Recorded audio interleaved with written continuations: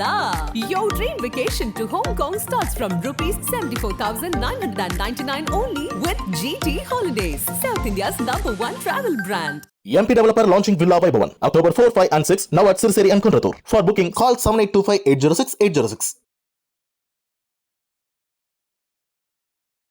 ஒரு அமைச்சர் நேற்று பார்த்தீங்கன்னா இதுக்கு போயிருக்காரு, நீதிமன்றத்துக்கு போயிருக்காரு, முந்தானத்து சைன் போட போயிருக்காரு. இப்படி இதே பண்ணிட்டு இருக்கிறது எதுக்கு ஒரு அமைச்சர்? 2000 குற்றப்பத்திரிக்கை ஃபர்ஸ்ட் செட் ஆஃப் 100 வந்து நாளைக்கு வாங்கிங்கன்னு சொல்லிருக்காங்க ஜட்ஜ். அப்போ முதல் 100 பேர் உள்ள வர்றதுக்கு அந்த கோர்ட் இடம் இல்லை.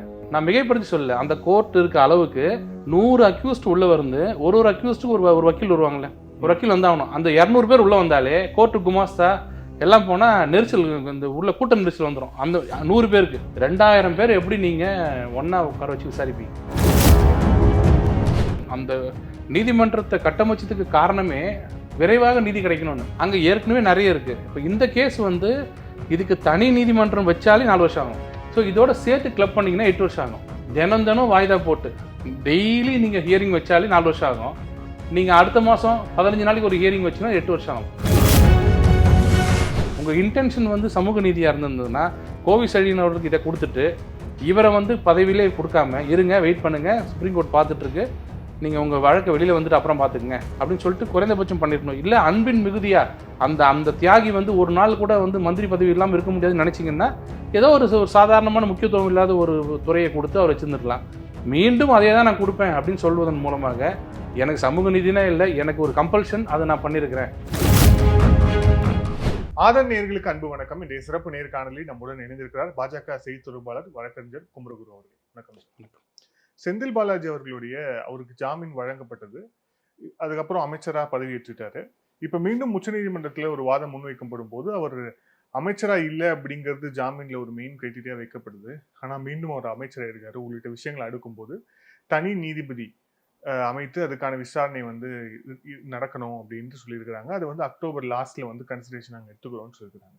ஜாமீன் இதன் மூலியமாக ஜாமீனுக்கு ஏதோ இப்போ வழங்கப்பட்டிருக்கக்கூடிய ஜாமீனுக்கு எதுவும் ஆபத்து வரக்கூடிய வாய்ப்பு இருக்கா செந்தில் பாலாஜி? இல்லை, 2 வழக்கு நீதிபதி உச்சநீதிமன்றத்தில் இருந்துச்சு. ஒன்று வந்து இடியில் செந்தில் பாலாஜி போட்ட ஜாமீன் மனு, அதில் தான் ஜாமீன் கொடுத்து கண்டிஷன்லாம் போட்டு கொடுத்துட்டாங்க. இன்னொன்று இப்போ நடந்துட்டு இருக்கிற ஸ்டேட் கவர்மெண்ட் போட்டிருக்கிற கிரைம் பிரான்ச்சில் போட்டிருக்கிற அந்த வழக்கை துரிதப்படுத்தி நடத்தணும், ரீஓப்பன் பண்ணணும்னு கேஸ் போட்டாங்களே, அது தள்ளி இன்றைக்கி வந்திருக்கு. அது இன்னும் பெண்டிங் இருக்குது. அதில் தான் சுப்ரீம் கோர்ட் என்ன பண்ணாங்கன்னா, இப்போது மண்டே எடுக்கிறதா சொன்னாங்க, எடுக்க முடியல. இப்போ 30 எடுக்கிறேன்னு, அக்டோபர் மாதம் எடுக்கிறேன்னு சொன்னாங்க. அப்போ அந்த இறங்கும் போது அந்த வழக்கறிஞர் சொல்கிறாரு, அவர் திருப்பியும் மந்திரி ஆகிட்டார், அப்போனா அவர் மந்திரி ஆகக்கூடாதுன்னு நீங்கள் சொல்லுங்கள், சாட்சியை கலைச்சிடுவார் அப்படின்னும் போது உங்களுக்கு தெரியும், நீதிமன்றத்தை எதுவுமே வாய்மொழியில் சொன்னால் உத்தரவு போட முடியாது. எதுவாக இருந்தாலும் பெட்டிஷனாக போடுங்க, நாங்கள் விசாரிக்கிறோம் அப்படின்னு தான். பட் எனக்கு தெரிஞ்சு லீகல் பேரியர் எதுவுமே கிடையாது. ஏன்னா அவர் எம்எல்ஏவாக தொடரும் போது மந்திரியாக தொடரலாம், அப்படி தொடரக்கூடாதுன்றதுக்கு எந்த நீதிமன்றமும் சொல்ல முடியாது. அரவிந்த் கெஜ்ரிவால் விஷயத்தில் வந்து நீங்கள் விசிட் பண்ணக்கூடாது அப்படின்னு சொன்னது வந்து எல்லா கண்டிஷனும் போடுறது தான். நீங்கள் இந்த மாவட்டத்துக்குள்ளே போகக்கூடாது, நீங்கள் வந்து இந்த இந்த இந்த சாட்சிகள் இருக்கும் ஏரியா அப்படி என்ன நீங்கள் அது பண்ணக்கூடாதுன்னு. இது வந்து பிளாங்கெட்டாக எம்எல்ஏவாக இருக்கிற நீங்கள் மந்திரி ஆகக்கூடாது, நீங்கள் உங்கள் மேலே வழக்கு இருக்குது அப்படின்னு சொல்ல முடியாது. சொன்னால் அப்போ இந்தியா முழுக்க இருக்க எத்தனையோ பெருமை வழக்கு இருக்கும், அவங்களாம் பாதிப்பு வரும். லீகலாக எந்த ஒரு எனக்கு தெரிஞ்ச எந்த ஹர்டலும் கிடையாது. அதனால் அவருக்கு மந்திரியாக தொடர்றதுல எந்த பிரச்சனையும் கிடையாது. இல்லை, ஆனால் ஜாமீன் வழங்கப்பட்டது இல்லையா, அதில் வந்து அவங்க வந்து இவர் அமைச்சராக இல்லை, அதனால இவர் இன்ஃப்ளூயன்ஸ் பண்ண மாட்டாருங்கிற ஒரு வாதத்தை கன்சிடரேஷன்ல எடுத்துக்கிட்டாங்களா? அப்படி எடுக்கல. அது வந்து அது இங்கே சென்னை உயர்நீதிமன்றத்தில் நீதியரசர் ஆனந்த் வெங்கடேஷ் அவர்கள் முன்னாடி வரும்போது அது அன்அஃபிஷியலாக, not on the part of record. நீங்கள் என்ன இன்ஃப்ளூயன்ஸ்னு சொல்லிட்டு இருக்கீங்க, அவர் சாட்சியை கலைக்க மாட்டான்னு சொல்கிறீங்க. 7-8 வருஷம் மாசமாக உள்ளே உட்காந்துக்கிட்டு இலாக்கா இல்லாத மந்திரியாக இருக்கிற அளவுக்கு அவர் இன்ஃப்ளூயன்ஸில் இருக்கார்ல, அப்போ எப்படி அவர் குறைச்சி மதிப்பிட முடியும் அப்படின்னு ஒரு ஒரு ஆர்கியூமெண்ட் அப்போ திருப்பி சொல்லும் போது ஆமாம் இருக்காருன்னு உடனே வந்து இது ஒரு காரணமாயிடுமோ, ஜட்ஜி இதனால நிறுத்திடுவாரோன்னு சொல்லிட்டு இவங்களா போய் அபண்டன் காஷனில் நம்ம முதல்வர்கிட்ட சொல்லி, முதல்வர் கண்டிப்பாக ஒத்துக்க மாட்டார், என்ன என்னுடைய தியாகி எப்படி தனியாக இருக்கிறதுன்னு இருப்பார். என்ன சொல்லியிருப்பாங்கன்னா, ஒரு வாரத்துக்கு அவர் எடுத்துருங்க, ஜாமீன் வந்தோன்னே அடுத்த வாரம் எடுத்துங்க அப்படின்னு சொல்லியிருப்பாங்க. அதனால தான் எடுத்துட்டாரு. பட் அது ஒரு காரணமாக எங்கேயுமே சொல்லலை. இப்போ கூட சுப்ரீம் கோர்ட்டில் எப்பொழுதும் சொல்கிற ஒரு ஒரு குற்றம் சாட்டப்பட்ட அக்யூஸ்ட் வெளில வரும்போது என்ன கண்டிஷன் போடுவாங்களோ, இது சாட்சிகளை கலைக்கக்கூடாது, தடயங்களை அழிக்கக்கூடாது, இது எப்பவும் போடுற சாதாரண கண்டிஷன் தான். அந்த கண்டிஷன் தான் போட்டிருக்காங்க. இதனால் அவரோட மந்திரி பதவிக்கு வந்து ஆபத்து வருமானா கண்டிப்பாக வராது. ஆனால் தார்மீக அடிப்படையில் கரூர் மக்களும் தமிழக மக்களும் கொஞ்சம் யோசித்து பார்க்கணும். இப்படிப்பட்ட ஒரு நபர் நேற்று கூட இந்த பதவியேற்பு நிகழ்ச்சியில் பார்த்தீங்கன்னா டிஜிபியும் சிட்டி கமிஷனரும் கேஷுவலாக அவர்கிட்ட பேசிட்டு இருக்காங்க. ஏன்னா no doubt is very influential person இந்த பாலிடிக்ஸ். இப்போ அதில் எந்த டவுட்டும் நான் இல்லைன்னு சொன்னால் நான் தான் என்னென்ன ஏமாற்றிக்கிற மாதிரி அவரோ இல்லைனா இவரும் நம்ம உதயநிதி ஸ்டாலினோ இன்ஃப்ளூயன்ஸ் இல்லைன்னு சொல்ல முடியாது. முதல்வர் குடும்பத்துக்கு நெருக்கமானவர்கள். அப்போது டிஜிபியோ கமிஷனர் சிட்டி கமிஷனரோ நெருக்கமாக இருக்க மாட்டாங்கன்னு சொல்கிறது வந்து தப்பு. என்னோட பார்வை என்னென்னா, நீங்கள் போய் கையெழுத்து போடுறது மாதம் ஒரு முறை கையெழுத்து போடுறது கிரைம் பிரான்ச்லையும் சிபிசிஐடியும், அது யார் கீழே வருதுன்னா டிஜிபி கீழே. அந்த டிஜிபி யார் கீழே வராருன்னா உள்துறை செயலாளர். உள்துறை செயலாளர் யார்கிட்ட வராருன்னா முதல்வர். ஸோ இவங்கள்ட்ட போய் நியாயம் கிடைக்குமா? விட்னஸ் அவங்க தானே கூப்பிட்டு வரணும்.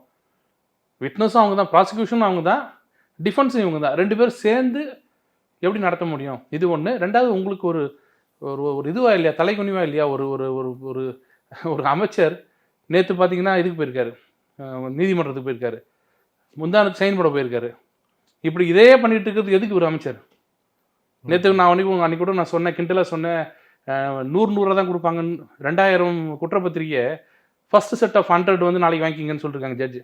அப்போ முதல் 100 பேர் உள்ளே வர்றதுக்கு அந்த கோர்ட் இடம் இல்லை.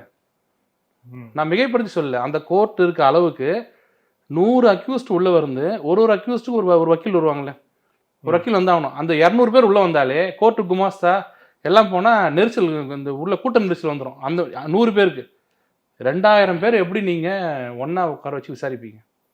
அப்போ என்ன சொன்னாங்கன்னா 100 பேராக சார்ஜ் ஷீட் கொடுத்து சார்ஜஸ் ஃப்ரேம் பண்ணுறேன் அப்படின்னு சொல்லியிருக்காங்க. ஸோ இது வந்து ப்ராக்டிக்கலாக முடியாத ஒரு விஷயத்த ஆரம்பிச்சிருக்காங்க இப்போ. அதுதான் சுப்ரீம் கோர்ட் வந்து நீங்கள் மனுவாக போடுங்க விசாரிக்கணும்னு சொன்னாங்க. மனு போட்டால் கூட இந்த பாயிண்டில் அவரை வந்து டிஸ்குவாலிஃபை பண்ணுறதுக்கு எந்த முகாந்திரமும் இல்லை. ஆனால் இந்த வழக்கை வந்து துரிதப்படுத்தணும், குறிப்பாக வந்து வழக்கு வந்து தாமதப்படுத்தப்படுது அப்படிங்கிற அந்த முன்வைக்கப்பட்ட அந்த வாதத்துக்கு வந்து நீங்கள் வந்து தனி நீதிபதி போடுங்க, விசாரணை வந்து துரிதப்படுத்துங்கன்னு சொல்லிடுறாங்க. இப்போ அது எந்த மாதிரியான ஒரு விஷயத்தை ஏற்படுத்தும்? குறிப்பாக இது வந்து ஜெயலலிதா அவர்களுக்கு அந்த சொத்து குவிப்பு வழக்கில் நடந்த மாதிரியான ஒரு விசாரணை மாதிரி ஒரு துரிதமாக பண்ணணுங்கிறது மாதிரி போகுமா, இல்லை இது எப்படி? இல்லை, பிஎம்எல்ஏ இடி கேஸை பொறுத்த வரைக்கும் 2 இது இருக்குது. ஸ்பெஷல் கோர்ட்டுன்னு ஒன்று இருக்குது, டெசிக்னேட்டட் கோர்ட்டுன்னு ஒன்று இருக்குது. இப்போ பார்த்தீங்கன்னா பிஜே கோர்ட்டுன்னு சென்னையில் இருக்கிற பிஜே கோர்ட் விசாரிக்கலாம், இல்லைனா சிபிஐ கோர்ட்டுன்னு விசாரிக்கலாம் நார்மலாக இருக்கிறவங்களுக்கு. அதே இடி வழக்கில் சிக்கியவர்கள் எம்எல்ஏ எம்பியாக இருந்தால் தனி நீதிமன்றம்னு நம்ம கலெக்டர் ஆஃபீஸில் இருக்குது. இதுதான் மொத்தம் இருக்கிறது. இப்போ இவரோட வழக்கு 2 அங்கே போட்டாங்க. இவர் மேலே இருக்க அந்த சிபிசிடி வழக்கும் சரி, இடி வழக்கும் 2 விசாரிக்கக்கூடிய நபர் யாருன்னா இவர் நம்ம எம்எல்ஏ எம்பி விசாரிக்கிறவர். அவர்கிட்ட ஏகப்பட்ட கேஸ் இருக்குது. ஏன்னா எல்லா எம்எல்ஏ அவர்கிட்ட தான் இருக்காங்க. அனிதா ராதாகிருஷ்ணன் கேஸாக இருந்தாலும் சரி, கேஸாக இருந்தாலும் யாராக இருந்தாலும் அங்கே தான் வரணும். ஸோ எம்பி அந்த நீதிமன்றத்தை கட்டமைச்சதுக்கு காரணமே விரைவாக நீதி கிடைக்கணும்னு.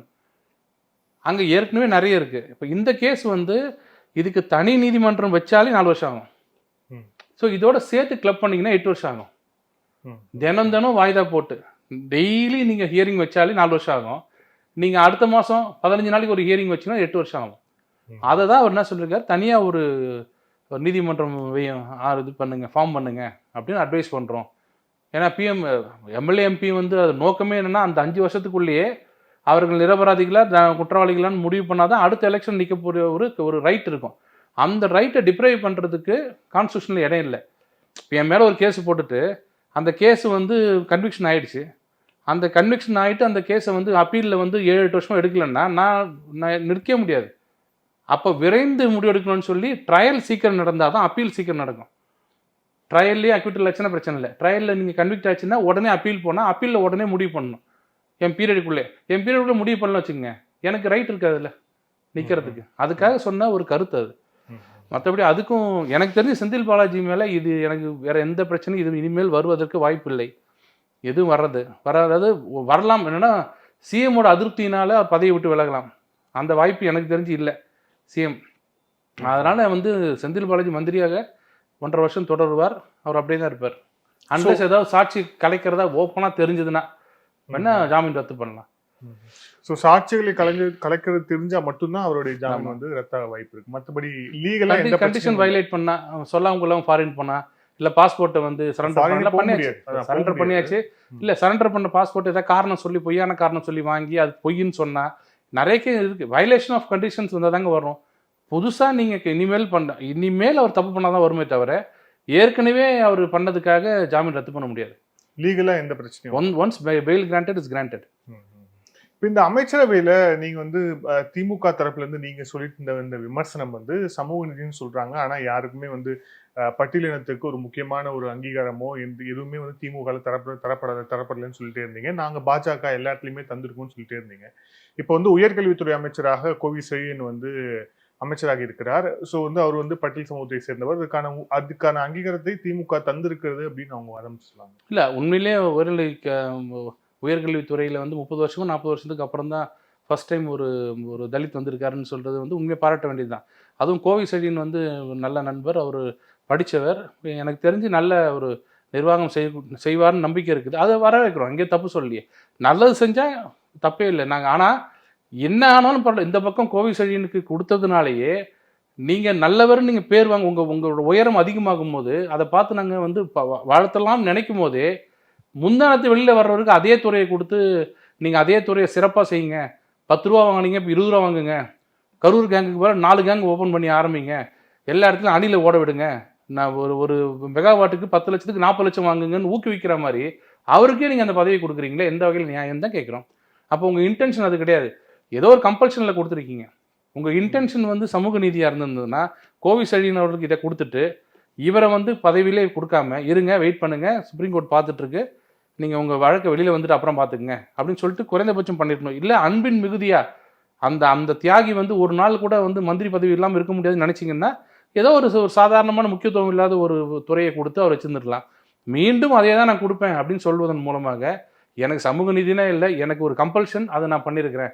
அந்த கம்பல்ஷனில் வந்து ஒரு சின்ன ஒரு விஷயம் வந்து கோவி செழியன் கிடைச்சிருச்சு அவருக்கு, அவ்வளோதானே தவிர பிளான் பண்ணி எனக்கு பண்ண மாதிரி தெரியல. இல்லை, என்ன கம்பல்ஷன் இருக்க போது? முதலமைச்சர் அவர் நினைத்தவர்களே அவரால் அமைச்சராக்க முடியும், அமைச்சர்லன்னா வந்து அமைச்சர் பதவியிலிருந்து இறக்க முடியும்.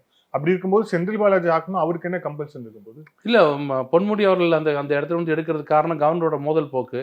கோவி செழியன் வந்து மோதல் போக்கு எடுக்காமல் கூட இருக்கலாம். அதே மாதிரி மற்றவங்கெல்லாம் சீனியர் மினிஸ்டர்ஸ்லாம் இருக்காங்க, அவங்கள கேட்டு உயர்கல்வி வேண்டான்னு சொல்லியிருக்கலாம். இந்த கவர்னரோட நாங்கள் போய் எப்படி மோதுறது, அவர் கேட்குற கேள்வியில் பதில் சொல்ல முடியல, படித்த கவர்னராக இருக்கார், அவர் கொஞ்சம் அவர்கிட்டலாம் எங்களால் போக முடியாதுன்னு படிக்காதவங்க சொல்லியிருக்கலாம். இது மாதிரி நிறைய காரணங்களுக்காக கோவி செழியன் ஒரு சாய்ஸாக இருந்திருக்கலாம். எப்படி இருந்தாலும் அதை பாராட்டுகிறோம்ன்றேன். அவர் எப்படி இருந்தாலும் அந்த இடத்துக்கு அவரை வந்து கொண்டு வந்து அழகு பார்ப்பது என்பது ஒரு நல்ல முன்னுதாரணம், அது வந்து நான் பாராட்டலாம். ஆனால் இந்த பாராட்டு சொல்லும் போது இது எங்களுக்கு அடிபட்டு போகுதுன்னு சொல்கிறேன். ஏன்னா இதை பாராட்டுறதுக்கு உள்ள இது பெரிய ஒரு விஷயம் நடக்கும்போது அதை பார்த்தாலே எங்களுக்கு ஒரு மாதிரி கஷ்டமாக இருக்குது. என்னென்னா இப்படி தான் நான் பண்ணுவேன், என்னை யார் கேள்வி கேட்கறது அப்படின்னு சொல்கிறது. இல்லை, செந்தில் பாலாஜிக்கிட்ட ஏதாவது ஒரு யாரும் கண்டுபிடிக்காத ஒரு மதிநுட்பத்தை நீங்கள் கண்டுபிடிச்சிட்டிங்கன்னா அதை எங்களுக்கு சொல்லுங்கள். நீங்கள் இது வரைக்கும் 4 கட்சியில் அவர் கண்டுபிடிக்கல அந்த நுட்பத்தை, நான் கண்டுபிடிச்சேன், அவர் மிகப்பெரிய சயின்டிஸ்ட், அந்த மூளை எங்களுக்கு வேணும்னு சொன்னீங்கன்னா நீங்கள் சொல்லலாம் வெளியில்.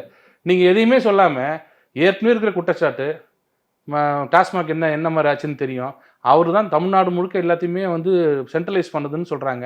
அப்படிலாம் இருக்கிற ஒருத்தருக்கு வந்து மீண்டும் அதே கொடுக்கறதுக்கு என்ன காரணம்? அது மக்களே புரிஞ்சுப்பாங்க. அதுதான் எங்களால் ஏற்றுக்கொள்ள முடியாதுன்னு சொல்கிறோம்.